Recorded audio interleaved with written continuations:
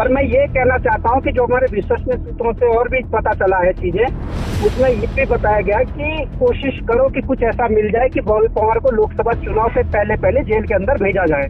ये वो आंकड़े हैं जो 2022 के नॉमिनेशन फॉर्म में भरे जाते हैं।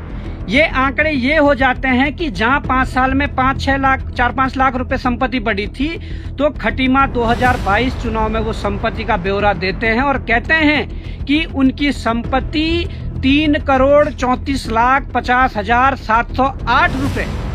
ये 2-3 महीनों का खेल है। जब वो 2017 से 22 के अपने जो एमएलए थे, तो 2-3 महीने जब मुख्यमंत्री रहे, तो कितना उछाल संपत्ति ने मारा है। जो हमारे हाथ जो सूत्र लगे, जो लेटर हमारे हाथ लगे, उसमें पुलिस के ही अधिकारियों द्वारा ये जो विभागों को भेजे गए लेटर, उसमें ये लिखा गया है कि हमारे उच्च अधिकारियों द्वारा बॉबी पवार की जो चल अचल संपत्ति या अवैध रूप से बड़ी संपत्ति का ब्यौरा मांगा गया है। बॉबी पवार की करोड़ों की संपत्ति का हुआ खुलासा। बैंक अकाउंट में मिले इतने नोट की दंग रह गए लोग। क्या आप जानते हैं कि बॉबी पवार की करोड़ों की संपत्ति का खुलासा हो गया है? बता दें कि बॉबी पवार के बैंक अकाउंट में इतने नोट मिले हैं कि पूरा उत्तराखंड दंग रह गया। और इतने पैसे मिलने के बाद बॉबी पवार की सच्चाई सबके सामने आ गई है। चलिए आपको बताते हैं कि क्या है ये पूरा मामला। बता दें कि जब बॉबी पवार की संपत्ति की जांच हुई, तो उनके एकमात्र बैंक अकाउंट में सरकार को बहुत बड़ा खजाना मिल गया। बॉबी पवार के अकाउंट में 500,000 करोड़ नहीं, बल्कि पूरे 309 रुपए, जी हाँ, सही सुना आपने, पूरे 309 रुपए मिले हैं। साथ ही आपको बता दें कि जब बॉबी पवार को ये बात पता चली कि उनकी संपत्ति की जांच हो रही है, तो बॉबी पवार ने अपनी संपत्ति के पूरे 309 रुपए को प्रधानमंत्री फंड में दान करने का फैसला ले लिया। मतलब अब बॉबी पवार की संपत्ति प्रधानमंत्री फंड में दान हो जाएगी। बॉबी पवार ने कहा कि मेरी 309 रुपए की संपत्ति निकालने में तो पूरा सिस्टम लगा दिया, लेकिन मुख्यमंत्री पुष्कर सिंह धामी की संपत्ति 2012 में जब वो विधायक का चुनाव लड़ रहे थे, तब उन्होंने अपनी संपत्ति का जो ब्यौरा दिया था वो 45 लाख रुपए के करीब थी। और जब 2017 में पुष्कर सिंह धामी चुनाव लड़ते हैं, तो वो संपत्ति 49 लाख के करीब हो जाती है। वहीं जब पुष्कर सिंह धामी 2022 में मुख्यमंत्री रहते हुए चुनाव लड़ते हैं, तो वो अपनी संपत्ति 3,34,00,000 रुपए बताते हैं। वहीं इस पर बॉबी पवार कहते हैं कि सीएम धामी की संपत्ति 4 महीने के सीएम कार्यकाल में ही करोड़ों रुपए कैसे बढ़ गई। ऐसे में क्यों नहीं धामी अपनी खुद की संपत्ति की जांच करवाते हैं।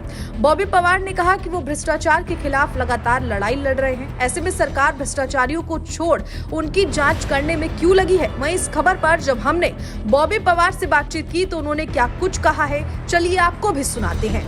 सर, सबसे पहले तो मैं आपसे ये पूछना चाहती हूँ कि अभी हाल ही में आपकी संपत्ति की जांच हुई, जिसमें आपके पास मात्र 309 रुपए ही मिले।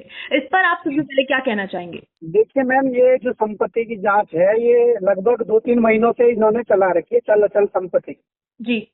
और ये मेरे हिसाब से तो पुलिस विभाग ही जांच करवा रहा है जी। इस हिसाब से जो हमारे हाथ जो सूत्र लगे, जो लेटर हमारे हाथ लगे जी, उसमें पुलिस के ही अधिकारियों द्वारा ये जो विभागों को भेजे गए लेटर, उसमें ये लिखा गया है कि हमारे उच्च अधिकारियों द्वारा बॉबी पवार की जो चल अचल संपत्ति या अवैध रूप से बड़ी संपत्ति का ब्यौरा मांगा गया है जी।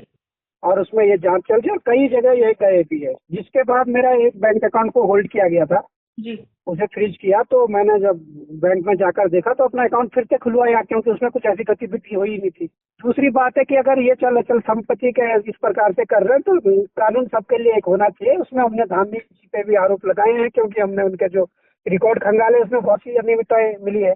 तो आपने जब ये खबर आपको पता चली, तो उसके बाद आपका एक बयान आया कि आप कह रहे हैं कि ये 309 रुपए जो है वो आप प्रधानमंत्री फंड में दान कर देंगे। इस पर बिल्कुल करेंगे, बिल्कुल प्रधानमंत्री फंड में दान भी करेंगे। और एक बाकायदा चिट्ठी भी लिखी जाएगी कि भाई हम हमारे खिलाफ ये जांच बिठाई गई थी, इसलिए हमारे खाते में जो पैसा वो प्रधानमंत्री राहत कोष में हम जमा करने जा रहे हैं। सर, इस पूरी खबर को आप किस तरीके से देख रहे हैं कि आप क्या समझते हैं इस चीज को, कि जिस तरीके से आप पे जांच बिठाई गई है, इसके पीछे की आप क्या साजिश, या मैं कहूँ क्या सवालात आपके दिमाग में चल रहे हैं? नहीं, देखिए, साजिश भी है, षड्यंत्र भी है, और जो सरकार के खिलाफ बोलेगा उनके खिलाफ ही ऐसा करते हैं जी। अब देखिए, सरकार की अच्छी नीतियों के खिलाफ तो हम सवाल नहीं करते, पर गलत नीतियों के खिलाफ जरूर सवाल करते हैं जी, और करते रहेंगे। इन्होंने ये जांच करें, कुछ करें, चल अचल संपत्ति की जांच करें तो हम करते रहेंगे। पर मैं ये कहना चाहता हूँ कि जो हमारे विश्वसनीय सूत्रों से और भी पता चला है चीजें, उसमें ये भी बताया गया कि कोशिश करो कि कुछ ऐसा मिल जाए कि बॉबी पवार को लोकसभा चुनाव से पहले पहले जेल के अंदर भेजा जाए जी। तो ये कुछ भी षड्यंत्र कर सकते हैं और किसी हद तक भी गिर सकते हैं। मेरा कहने का मतलब ये है, केवल बॉबी पवार को नहीं, बॉबी पवार के साथ जो टीम है, बॉबी पवार के जो समर्थक है, जो बॉबी पवार को सहयोग कर रहे हैं, उन लोगों के खिलाफ भी षड्यंत्र किया जा सकता है। ये मैं अभी आपको बता रहा हूँ क्योंकि मुझे विश्वसनीय सूत्रों से ये ज्ञात हुआ है कि इस प्रकार का षड्यंत्र रचा जा रहा है। इन लोगों ने क्या करा, इन लोगों ने खुद मेरे अकाउंट को सीज कर दिया।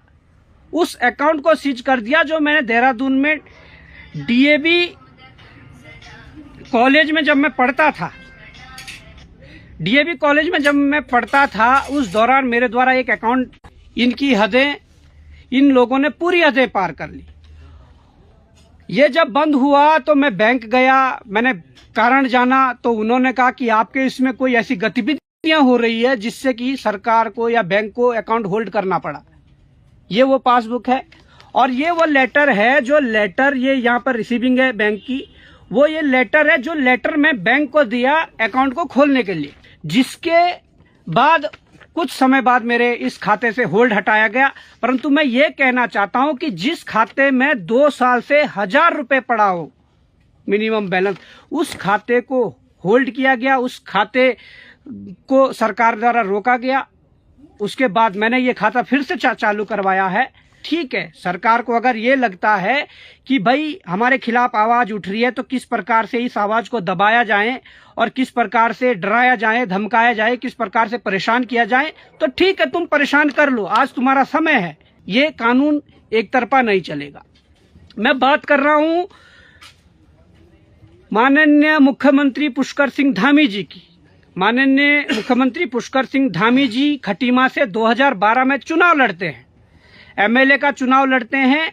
उस समय वो अपनी जो संपत्ति है, संपत्ति का जो ब्यौरा देते हैं वो ये है, 2012 की संपत्ति का ब्यौरा ये है, जिसमें वो अपनी संपत्ति के ब्यौरा देते हैं और उसमें लिखते हैं कि उनकी संपत्ति 45,95,533 रुपए हैं।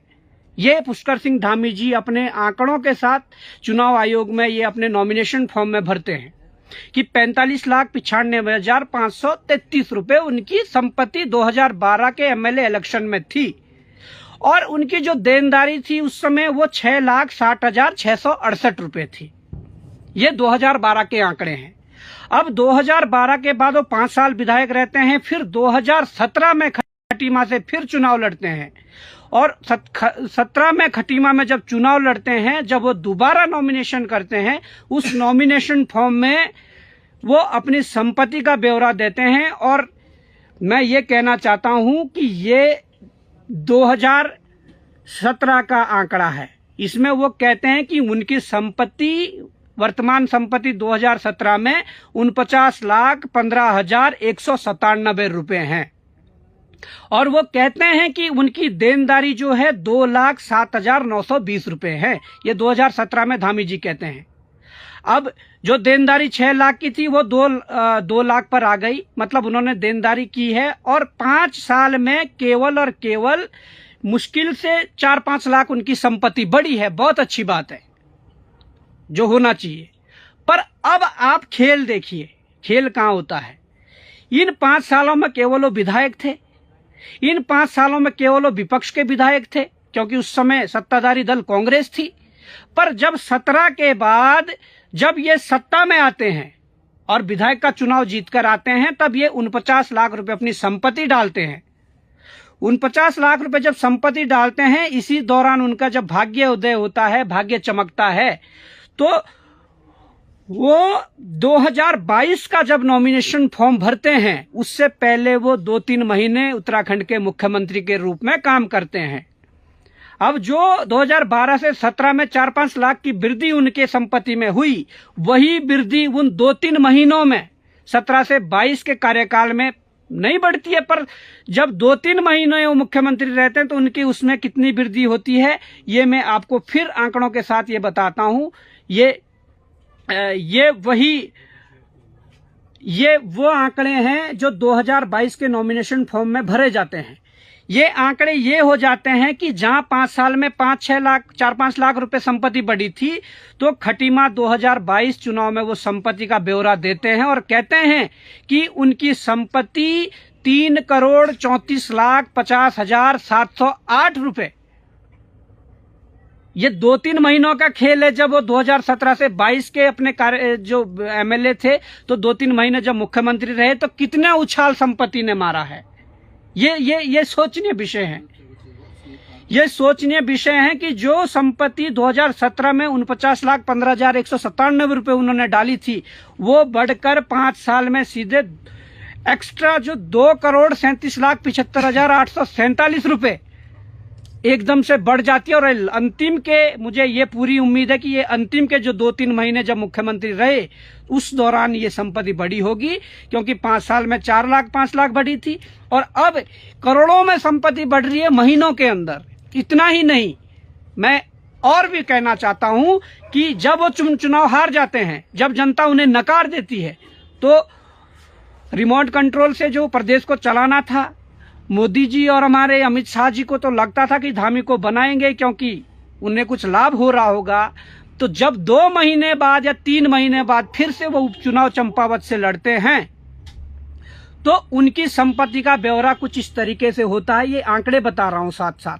उनके संपत्ति का ब्यौरा ये हो जाता है कि चंपावत बाई इलेक्शन में जब वो नॉमिनेशन करते हैं, मात्र 2 या 2.5 महीने बाद उनकी संपत्ति खटीमा से जब लड़े 22 में, तो 3,34,50,708 रुपए थी। परंतु 2-2.5 महीने बाद फिर से संपत्ति में उछाल देखिए कि सीधे 4,64,78,080 रुपए उनकी संपत्ति हो जाती है केवल 2 महीने में।